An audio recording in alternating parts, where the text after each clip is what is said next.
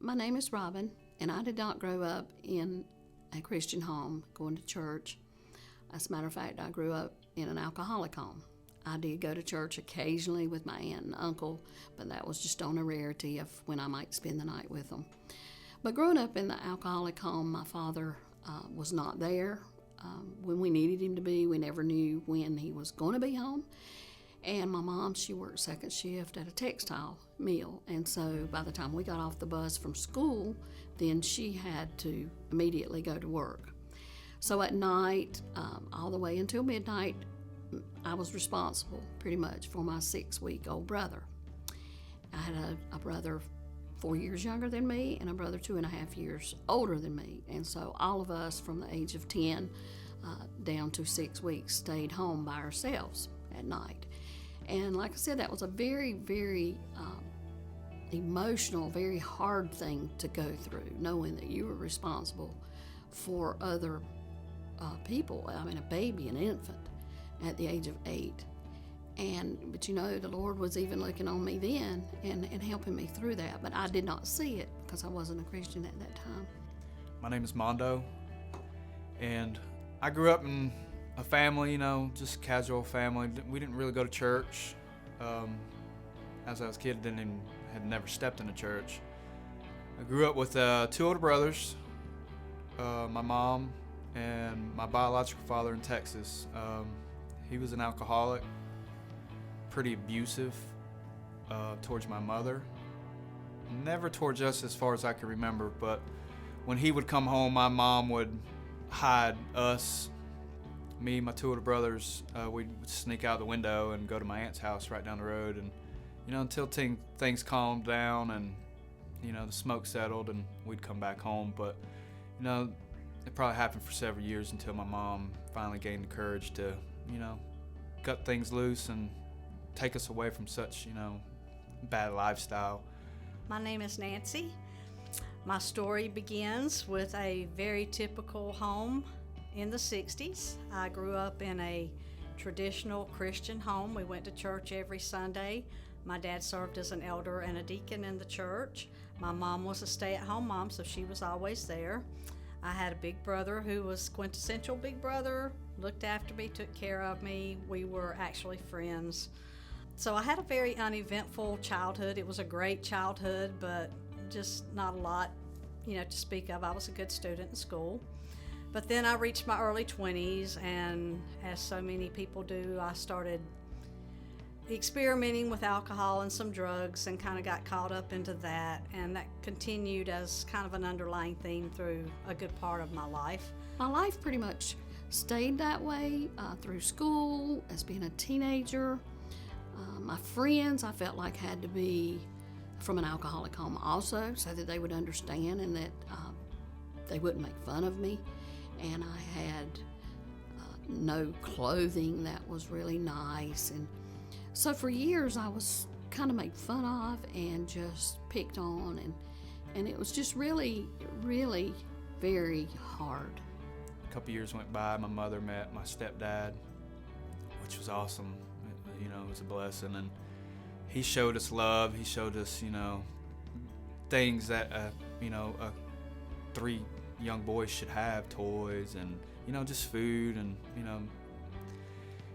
we moved to Harrisburg, North Carolina, and that's when I kind of started straying away from my normal self. I started hanging out with older kids and experimenting with drugs, pills, and skipping school, and never really went to church, growing up. And, I probably went here and there and didn't mean anything to me then, And then about October 31st, 2002 is when I kind of had an encounter that, I begged and begged. But I had wrecked a street bike coming home from school one day, and I struck a telephone pole at 95 miles an hour.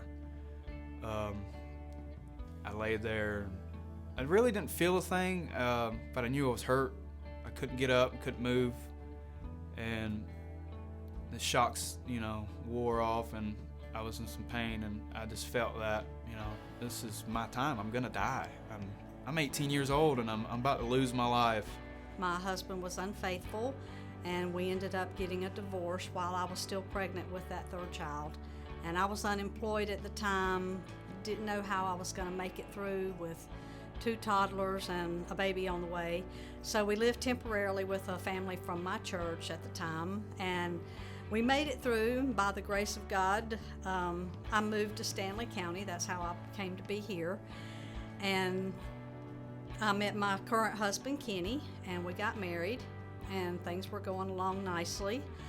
My brother was then diagnosed with cancer in 2005, and he ended up dying at age 50 in 2006. It was quite unexpected. It was an aggressive cancer, and we didn't see any of that coming. God, like I said, was looking after me the whole time. And finally, one Saturday morning, I was 16 years old. My brother and I were outside in the yard, and 2 men drove up in a car, got out, and they were on a bus ministry from Friendship Baptist Church in Stanfield. They asked if we went to church, and of course we didn't, so we told them we did not. They invited us to come to the next morning and said they would be glad to pick us up on the bus. Well, I got permission from my mom, and we told them that we would go. Well, later on that night, like I said, I was 16 years old, had already been made fun of most of my life, and I thought, do I really want to get on a bus and go to church? So I changed my mind. So when the bus came by the next morning, I didn't go. I heard him toot the horn. I just didn't go. After all the sins I committed, I didn't figure God was listening to me. I didn't think it was even possible he'd even hear me. But 2016 now, and here I am. I'm alive and breathing. So he answered my prayer, and I didn't think it was possible. After pleading for mercy, you figured I would have straightened up, but I went right back to my old ways. I got deeper and deeper with the wrong crowd. I started selling drugs. I started selling cocaine, pills, drinking every night, and partying, and not even working. I was just, selling drugs to put food on the table here and there, wherever I was. I didn't have a home. I had moved out, and that went on for a couple years until someone special came into my life. My wife now, Chelsea. She come along, and I wasn't expecting this to happen to me, but she pulled me away from all the old people I knew. I quit doing drugs, quit selling drugs, and she straightened me out. She the best thing that ever happened to me. Well, I went and had my regular mammogram on April 25th, 2008, and the test came back that I did indeed have breast cancer, and it was stage 3B already. It was in the lymph nodes. So automatically my mindset was, okay, my brother died at 50 and I'm 48 now, and this could happen to me. And I knew that God was with me. I had never walked away from God, but at that moment, my life verse was Psalm 46:10, which is, be still and know that I am God. But that day he changed it to James 1:2, which is, count it all joy when you encounter various trials. And so I embraced that scripture and said, this is what I'm going to do. And so I ensued on all the chemo and the surgeries and the radiation. And before all that, I came to church and had Pastor Brandon and some people lay hands on me and pray. And there were several in the room that day that said they could feel the healing, that the Holy Spirit was so real and present. And I knew Jesus had touched me that day. One thing that was instilled in us as kids was, do what you promise you're going to do. Well, I hadn't. I felt kind of bad for a couple days, but naturally I felt they don't know me, doesn't really matter. So after a couple days, I just forgot all about it.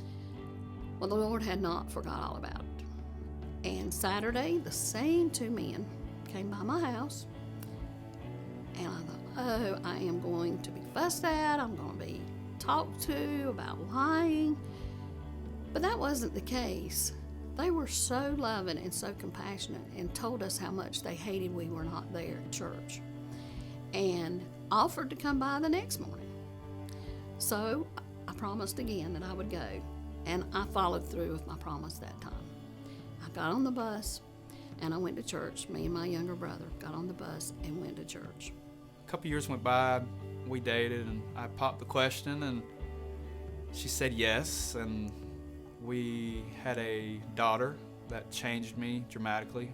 I was now clean from drugs, working a normal job, and supporting my family. And we kind of thought about going to church here and there, and I'd always had reasons or excuses not to go. And then we had another child.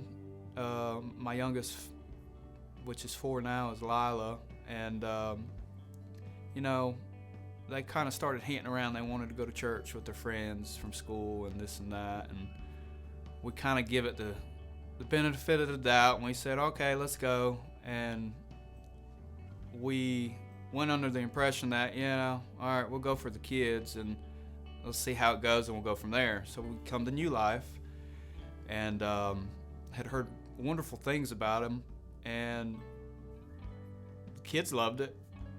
But I think, and it was a big blessing in disguise, that God was bringing us to New Life using our kids to talk to us, which is amazing. And he can do amazing things, ways you'd least expect it. And him using my kids was, it's heart-touching, because I'd strayed away. I was not who he had planned me to be. During that year of 2008, I was limited on the things that I could do, and my father passed away that same year. And so that was another mountain to climb. But once again, God carried me through it, and thankfully my dad was a Christ follower, and I knew where he was, and that gave me a lot of peace. I had been going 3 or 4 weeks, I guess, and the Lord really spoke to my heart. And I realized that he could give me what I had been missing my entire life, was love, and someone that I could depend on, a father that I could depend on. And so I gave my heart to him at that time. And I made so many friends. Got involved in a youth choir there at church, and we'd go out on Saturday nights and sing for the Lord. And it was just wonderful. It was just wonderful feeling the love that God has for you. And out of all those friends that I made, I met my husband. And he was actually the son of the gentleman that came by and picked me up on the bus. Never thought when we first met that I would become the daughter-in-law of the man that picked me up and gave me my opportunity to hear about Christ. He answered one prayer back in 2002 when I was feeling like I was dying, and he's answered another prayer about forgiving me for my sins I created and accept me for who I am and allow me to follow in his name regardless of my past. My past, everybody has one. Don't be ashamed of it. But I look forward now to being part of New Life. I volunteer and I help out any way I can, and I just thank God every day for what he's given me, what he's blessed me with, and surrounded me with great people here at New Life. It's been 44 years now since I gave my life to Christ, and I still thank him every day for my salvation. And I thank him for bringing me here to New Life Church. And most of all, I too thank him for allowing me and choosing me to be the mother of our wonderful, wonderful pastor here at New Life. But after all the treatments and all the surgeries and all that I went through, they determined that they thought they had it, but you know, it being in my lymph nodes, it could come back. But I knew it wouldn't. I considered it a closed chapter in my life, and since then I have vowed to serve Christ, because during those dark moments when you're there alone and things are uncertain and you are in tremendous pain, the one thing that is real, and more real than any person, any doctor, any medicine, anything around you, is Jesus Christ. I could feel his physical presence with me. I could feel his spirit within me. And I knew I would be okay. If this was the end of the road for me, it would be okay, because I knew what that would mean for me, where I would be. And I did not deserve a second chance, but I know he has a purpose for me. And that is what I want to do, is to fulfill his purpose and to glorify him and give him all the thanks that he deserves, and to tell other people who he is. He is real, and he is there with you every step of the way. I don't care how dark the valley, how high the mountain. He is always there, and he is constant, and he will not leave you.